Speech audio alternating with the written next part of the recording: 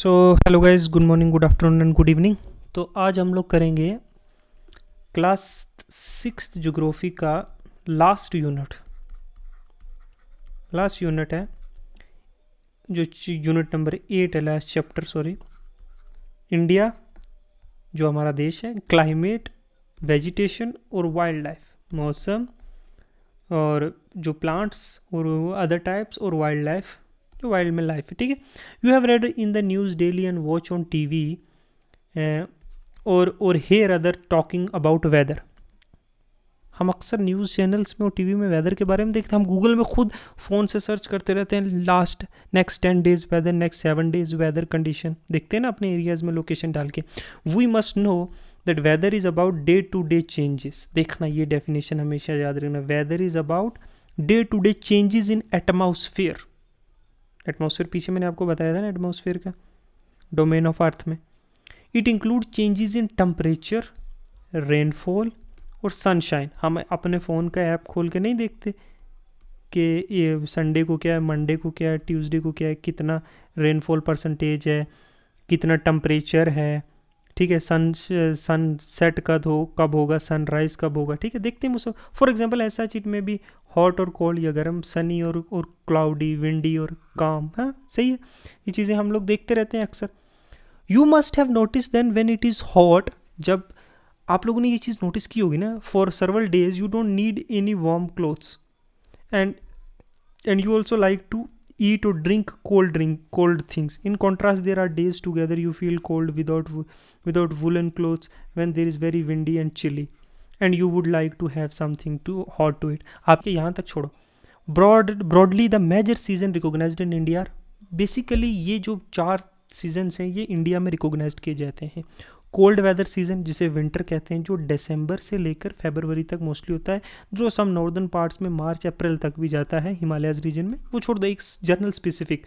ये हॉट रे है, कोल्ड वेदर है, जो विंटर्स में दिसंबर से लेकर फरवरी तक होता है। फिर आता है हॉट वेदर सीजन, जो मार्च से लेकर मई तक, ठीक है। फिर मानसून सीजन, ठीक है, रेनी सीजन भी जिसको कहते हैं, वो जून से सितंबर के बीच में। देखो, विंटर कब से है?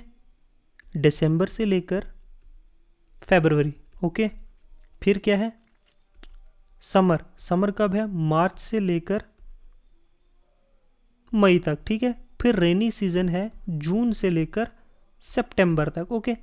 और फिर आता है रिट्रीटिंग मानसून, जिसको ऑटम सीजन भी कहते हैं, जब मानसून दोबारा से नॉर्थ ईस्टर्न मानसून है, ठीक है। पहले क्या आता है? South western. आगे हम लोग डिटेलिंग से इसके बारे में पढ़ेंगे, अभी आप यही जान लो, ठीक है। अक्टूबर से नवंबर के बीच में वो होता है, जिसको ऑटम सीजन भी कहते हैं, जब पत्ते नहीं पेड़ के झड़ते, ठीक है, इस सीजन में, ऑटम में, ठीक है।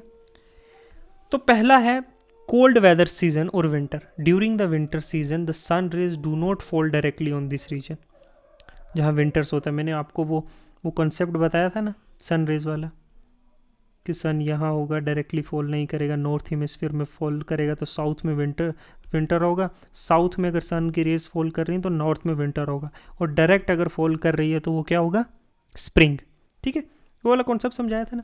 As a result temperatures are quite low in north hemisphere. जब साउथ हेमिस्फीयर की तरफ रेनफॉल सन रेज होती हैं अर्थ की रोटेशन की वजह से, तो नॉर्थ हेमिस्फीयर में विंटर होता है, ठीक है।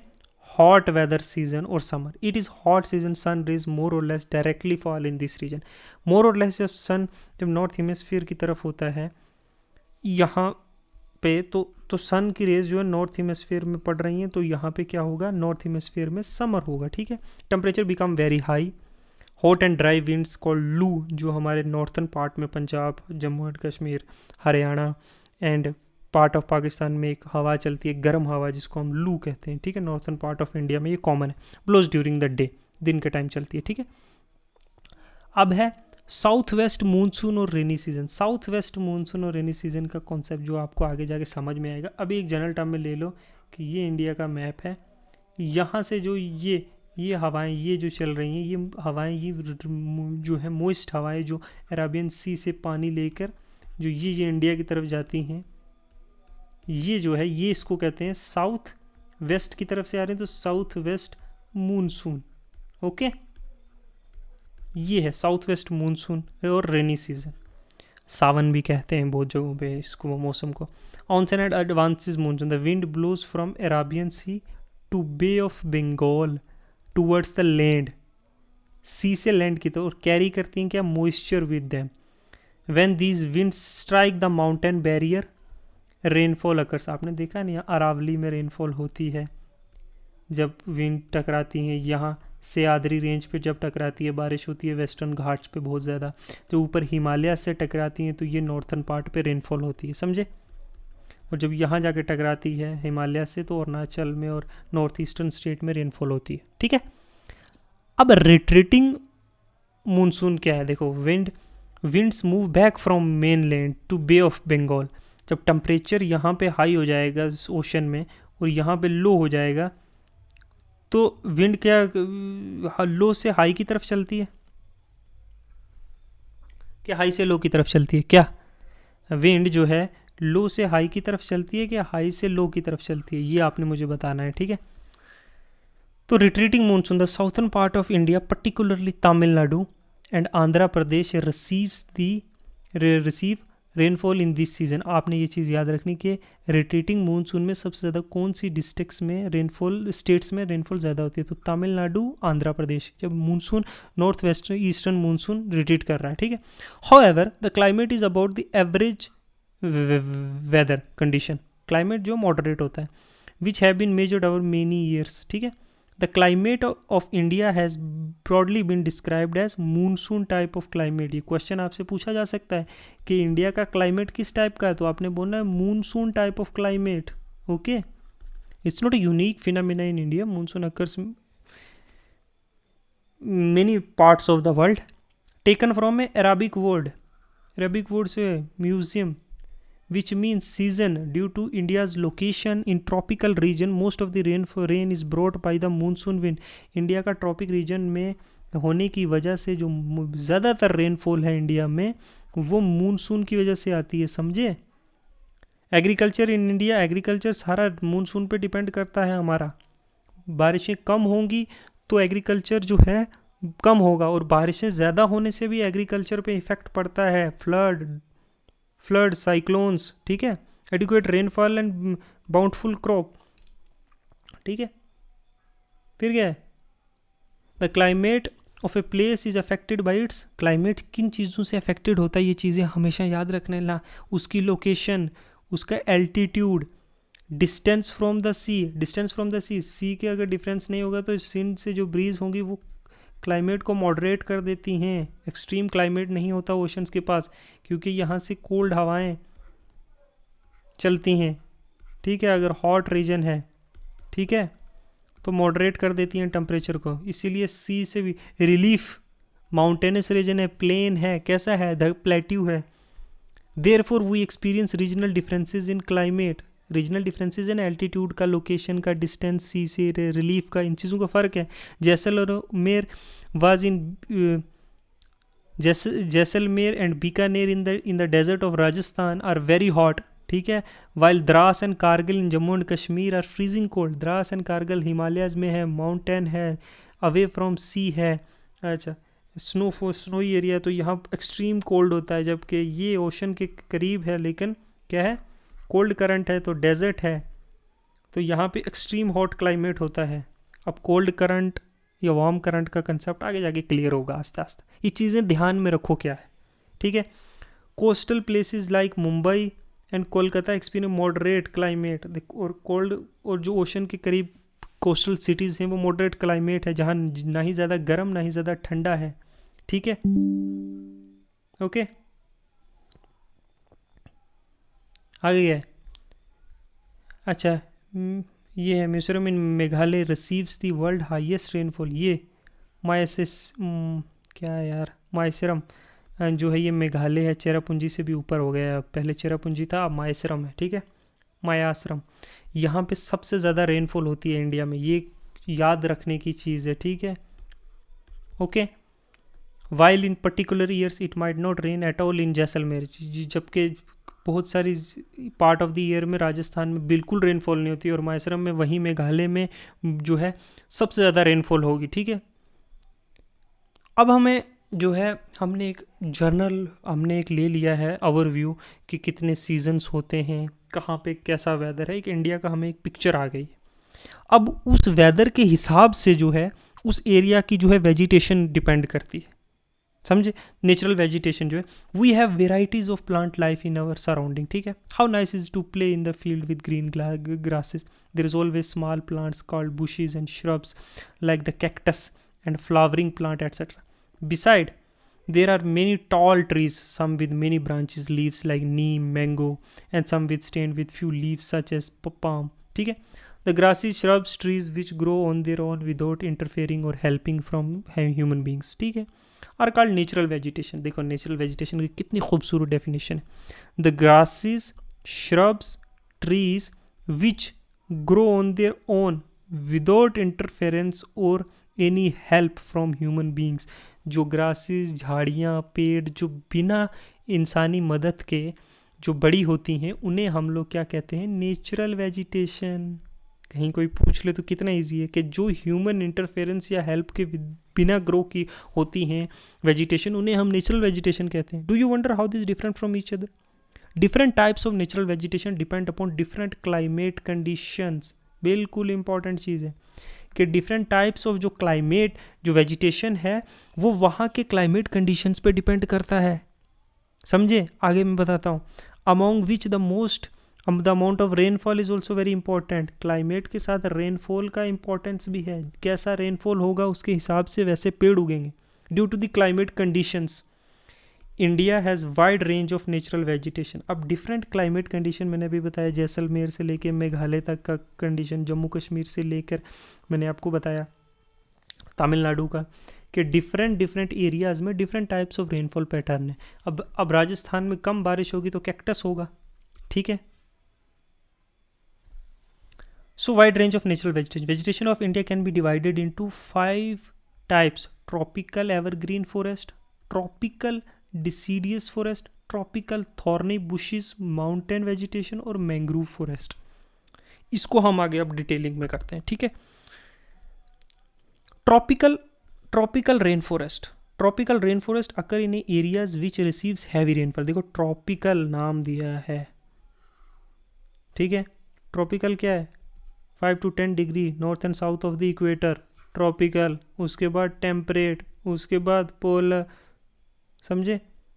दे occur in area which receive heavy rainfall. देखो ट्रॉपिकल रेन फॉरेस्ट कहाँ आकर होते हैं? जहाँ हैवी रेनफॉल होती है। They are also dense that sunlight doesn't even reach the ground. इतने ज़्यादा कैनोपी होती है ना, इतने ज़्यादा बारिशों से उग के पेड़ के कभी कभी सन जो है ज़मीन पे पहुँचता ही नहीं है। Many species of trees are found in these forests. बहुत सी species which shield their leaves in different time, which shed their leaves at different times. जो पत्ते अपने different time of the year में गिरते हैं उनके, therefore they always appear green. क्योंकि एक पेड़ के पत्ते आज गिर रहे हैं, दूसरे पेड़ के पत्ते 3 महीने बाद गिर रहे हैं, तीसरे पेड़ के पत्ते 2 महीने बाद गिर, तो different time of the year में डिफरेंट टाइप्स ऑफ पेड़ जो है अपने पत्ते जो है गिरते हैं, एक साथ सबके नहीं गिरते, तो हमेशा ग्रीन रहते हैं। इसे कहते हैं ट्रॉपिकल एवरग्रीन फॉरेस्ट। कॉन्सेप्ट निकला कि नहीं यहीं से? They always appear green and are called evergreen forest, हमेशा सदाबहार रहने वाले। Important trees found in these forest are, ये देखना, mahogany, ebony, rosewood, Andaman and Nicobar islands, part of the north eastern states and narrow strip of western Ghat of the western Ghat is the home of this forest. देखो Andaman Nicobar islands, ठीक है, north eastern states जो भी हैं, north eastern state और western घाट में हमें पाए जाते हैं ये एग्जांपल्स भी याद रखना, ये रोजवुड है, बोनी और माहोगैनी की, ठीक है। और कौन सी लोकेशन पे एवरग्रीन फॉरेस्ट पाए जाते हैं, ठीक है, western Ghats, north eastern state और आइलैंड्स पे, ठीक है। अब हम पढ़ेंगे ट्रॉपिकल डिसीडियस फॉरेस्ट। हमने ट्रॉपिकल एवरग्रीन पढ़ लिया, अब ट्रॉपिकल डिसीडियस फॉरेस्ट। देखो ट्रॉपिकल डिसीडियस फॉरेस्ट का क्या है? In the large part of our country we have this type of forest. Maximum जो हमारे जो कंट्री है उसमें जो कॉमनली फाउंडेड जो है फॉरेस्ट है टाइप और नेचुरल वेजिटेशन की टाइप वो एवरग्रीन, वो डिसीडियस फॉरेस्ट है, ठीक है। Tropical deciduous forest, not temperate, tropical. These forest is also called monsoon forest. They are less dense. They shed their leaves at a particular time. Evergreen की तरह नहीं है कि हर टाइम पे कोई अलग अलग पेड़, क्योंकि ये similar type of forest they एक टाइम पे ही शेड करते हैं, स्पेसिफिक टाइम याद रखना है. इंपॉर्टेंट ट्रीज कैसे हैं, जैसे साल, teak, peepal, neem, sheesham. They are found in Madhya Pradesh, Uttar Pradesh, Bihar, Jharkhand, Chhattisgarh, Orissa and part of Maharashtra. आप देख रहे हो ऑलमोस्ट सेंट्रल इंडिया, यूपी और बिहार से लेकर छत्तीसगढ़ एक पैरेलल लाइन पे नीचे आ रहे हैं. महाराष्ट्र, मध्य प्रदेश, उड़ीसा, इनमें डिसीडियस फॉरेस्ट होते हैं. ठीक है, अब ये देखो एक particular time of the year में ये पेड़ जो है पत्ते झड़ते हैं. ये देखो ये पेड़ डिसीडियस फॉरेस्ट. अब thorny bushes, this type of vegetation is found in different areas of the country. Different areas में ये पाए जाते हैं. The leaves are in the form of spines and to reduce the loss of water. क्योंकि पानी already नहीं है, जैसे कैक्टस, खैर, बबूल, कीकर are the important part and found in the state of Rajasthan, Punjab, Haryana, western Ghat and Uttar Pradesh. जहाँ थोड़ी मॉडरेट रेनफॉल होती है वहाँ पे ये पाए जाते हैं, और जहाँ पे रेनफॉल मैक्सिमम वहाँ पे भी पाए जाते हैं, लेकिन कम मकदार में.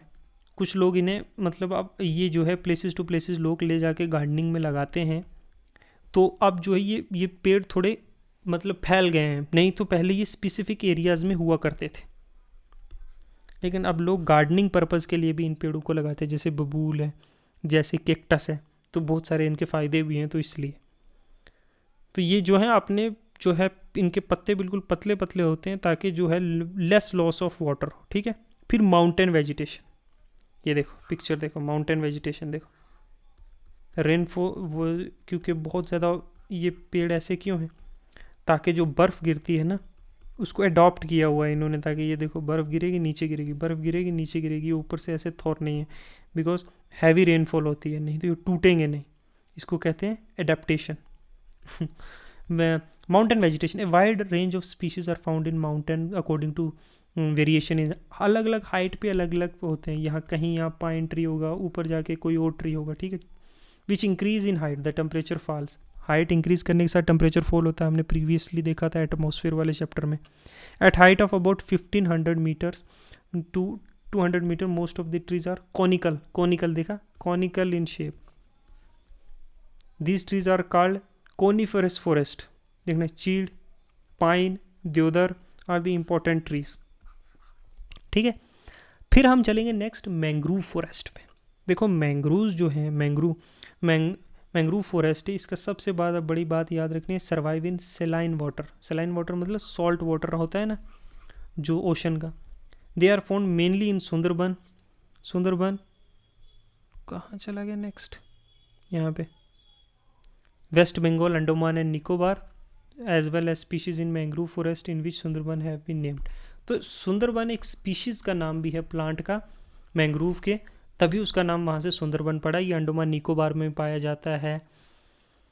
सुंदरी नाम का एक स्पीशीज़ है, उससे सुंदरबन पड़ा हुआ है. गुजरात के कच्छ ज़िले में भी कुछ थोड़े सी स्पीशीज़ हैं. फिर जो है पल्क स्ट्रेट जो है हमारे तमिलनाडु में, वहाँ पे भी है कुछ. उड़ीसा में थोड़ा सा एरिया में पाया जाता है mangrove. Why are forest necessary. Forest क्यों ज़रूरी? क्योंकि ये हमें ये रिलीज़ करते हैं oxygen, we breathe and absorb carbon dioxide. Carbon dioxide absorb करते हैं. एक्सेस कार्बन डाइऑक्साइड क्या करती है, वार्म कंडीशन पैदा कर देगी वो अर्थ पे, हमने पहले पढ़ा था. The roots of the plant bind soil, though they control soil erosion को कंट्रोल करते हैं. हमें लकड़ियाँ प्रोवाइड करने फर्नीचर्स के लिए, फ्यूल के लिए, वाटर के, वुड के लिए फोडर है, मेडिकल प्लांट्स हैं, हर्ब्स है, हनीगम और भी बहुत सारी चीज़ें प्रोवाइड करती है, जो पेपर बनता है प्लांट से. Forest are natural habitat of wild life, और वाइल्ड लाइफ का नेचुरल हैबिटेट है forests. Okay, natural vegetation has been destroyed to a large extent because of the reckless cutting of trees. Agriculture purposes के लिए, construction के लिए, roads के लिए, dams के लिए, रेलवेज़ के लिए बहुत सारे फॉरेस्ट को कट डाउन किया गया है. और हमें ये चाहिए कि जो एग्जिस्टिंग है उन्हें हम प्रोटेक्ट करें, क्योंकि ये बहुत इंपॉर्टेंट है. Human survival depend upon them. Okay, for the oxygen they provide, for the carbon dioxide they absorb, for the soil erosion they prevent. Okay, next क्या है, वाइल्ड लाइफ. देखो forest are home to a varieties of wildlife. There are thousands of species of animal and large varieties of reptile, amphibians, mammals, bird, insects, worms which dwell in the forest. मैंने अभी बताया different types of animals. All the animal approximately live in the forest unless they are domesticated. The tiger is our national animal. Tiger हमारा national animal है ना. It is found in various part of the country. Gir forest is in Gujarat is the home of Asiatic lion. आपको पता है कि Asiatic lion सिर्फ गिर forest, गिर नेशनल पार्क गुजरात में पाया जाता है. ऑल ओवर द वर्ल्ड कहीं पे भी नहीं है. गिर एशियाटिक लाइन जो है वो सिर्फ कुछ ही जो स्पीशीज़ हैं पाई जाती हैं यहाँ पे. Elephants and one horn rhinos room in the forest of Assam. एक सिंगा होता है ना, गेंडा. Elephants are also found in Kerala, Karnataka. Camels and wild asses are found in Great Indian Desert, ठीक है, and Run of Kutch respectively. Wild goat, snow leopard, bear etc. are found in Himalayas, ठीक है. Beside these, many other animals are found in our country. इनके अलावा भी बहुत सारे monkey है, वुल्फ है, जेकाल है, नील गाय है, चीता है. India is equally rich in bird life. तो जैसे हमारा जितने वाइल्ड एनिमल्स हैं, मैमल्स हैं, एम्फीबियंस हैं, हमारे बर्ड्स भी उतने हैं. बहुत सारे माइग्रेटरी बर्ड्स भी आते हैं जो जब विंटर्स होता है जो नॉर्थन हेमिस्फीयर में, तो बहुत सारे माइग्रेटरी बर्ड जो हैं इंडिया में आते हैं और कुछ महीने रहते हैं और फिर वापस रशिया, चाइना, नॉर्थ कोरिया की तरफ निकल जाते हैं. हमारा जो है नेशनल बर्ड क्या है? पीकॉक. नेशनल एनिमल क्या था? Tiger. Other common birds are parrot, pigeon, myna, geese, bulbul, duck etc. There are several bird sanctuaries which have been created to give birth to the natural habitat. बहुत सारी हमने bird centuries बनाई हैं protect करने के लिए बहुत सारी इंडेंजरिंग स्पीशीज़ बर्ड्स की, और बहुत सारी और भी जो ब्यूटीफुल और ट्रेजरस बर्ड हैं. These provide the birds protection from Hunter से प्रोटेक्शन प्रोवाइड करती हैं. हमारे वाइल्ड लाइफ प्रोटेक्शन एक्ट में भी बहुत सारी स्पीशीज़ हैं जिन्हें हंटिंग से बैन लगाया गया है, जिसको क्राइम है, ऑफेंस है जो है करना. जैसे अगर टाइगर का तुम करोगे तुम्हें जेल भी हो सकती है, टाइगर का शिकार. ओके, तो ये बेसिक चीज़ें हैं जो हमें समझ नहीं थी. There are several hundred species of snakes, several hundred species of snake, okay, found in India. Cobras and cryads are the important among them. Due to cutting down of forests and hunting, several species of wildlife of India are declining rapidly. आप forest को cut down करोगे तो उनका natural habitat, उनका home destroy होगा, तो obviously बात है उन पे तो डायरेक्ट इम्पैक्ट पड़ेगा ना. आपको कोई घर से निकाल देगा तो आप कितने दिन जिंदा रहोगे बिना खाना बिना पिए? यही बात है. तो दे आर डाइंग. और इनको प्रोटेक्ट करने के लिए हमने नेशनल पार्क्स बनाई हैं, सेंचुरीज बनाई हैं, बायोस्फीयर रिजर्व्स बनाए हैं, जो आगे हम बहुत डिटेलिंग में पढ़ें. गवर्नमेंट ने प्रोजेक्ट स्टार्ट किए हैं, जैसे प्रोजेक्ट टाइगर है, प्रोजेक्ट एलिफेंट है. इन स्पेसिफिक प्रोजेक्ट्स को, स्पेसिफिक एनिमल्स को प्रोटेक्ट करने के लिए, जिनके बहुत अच्छे रिजल्ट्स भी आए हैं और कंट्रीब्यूट कर रहे हैं ये projects conserving wild life sanctuary. आप लोग भी ये कर सकते हो. Refuse two by. आप लोगों को भी अगर कंट्रीब्यूट करना है तो आप जो है एनिमल्स के बोन, हॉर्न और फर, स्किन या फेदर से कोई भी चीज़ बनी हुई आप ख़रीदने से जो है मना कर सकते हो कि these are made from animals, we are not going to buy them. Okay, the clothes, the shoes that are, जो एनिमल इनकी चमड़ी से बनाए जाते हैं, अगर आपको ये जानकारी मिलती है तो आप उन्हें जो है ख़रीदने से मना कर सकते हो. उन्हें लेस प्रमोट करोगे तभी हम लोग जो हैं इनको बचा सकते हैं. Because this species are equally important for our environment and the environment is important for us. एक चेन है ना, हम आगे जाके पढ़ेंगे उस चेन को, फूड चेन वाले चैप्टर्स में, नेक्स्ट क्लासेस में, जो हम नेक्स्ट NCERTs में यूज़ करेंगे. ओके, तो यहीं तक था. तो नेक्स्ट जो है हम लोगों ने आज क्लास 6 की जो है 8 यूनिट के, मैंने 8 वीडियोस डाल के जो है क्लास 6 की 8 वीडियोस में हमने कंप्लीट किया है. 8 लेक्चर्स में हमने पूरी क्लास 6 NCERT कॉम्प्रीहेंसिवली कंप्लीट की है. अब हम नेक्स्ट जो मूव करेंगे वो भी ज्योग्राफी की क्लास 7th की फिर से चैप्टर वाइज, क्योंकि मैं सोचता हूँ एक बार में अगर डाल दूंगा पूरी बुक को या आधी बुक को 50-50 करके तो उसका मज़ा नहीं आएगा. मज़ा ना मुझे आएगा पढ़ाने में, ना आपको समझने में और देखने में आएगा। अगर हम एक एक यूनिट करके डेली का भी करेंगे या दो दो यूनिट करके भी, तो आपको एक डीप अंडरस्टैंडिंग होगी। आप उस यूनिट को पढ़ के दिन में इमेजिन करोगे, थिंक करोगे, तो आपको एक विजुअल मिलेगा कि हाँ मैंने आज वाइल्ड लाइफ के बारे में, फॉरेस्ट के बारे में पढ़ा है, ये चीज़ें मैंने सोची। आप उसके बारे में फोकस करोगे। आप एक ही बार में 10 से 12 चैप्टर अगर पढ़ लोगे तो वो आपके कोई पल्ले नहीं पड़ेगा। क्या पढ़ा था तीसरे में, चौथे चैप्टर में, क्या पता। लेकिन 1 बाई 1 अगर हम चलेंगे तो ठीक रहेगा।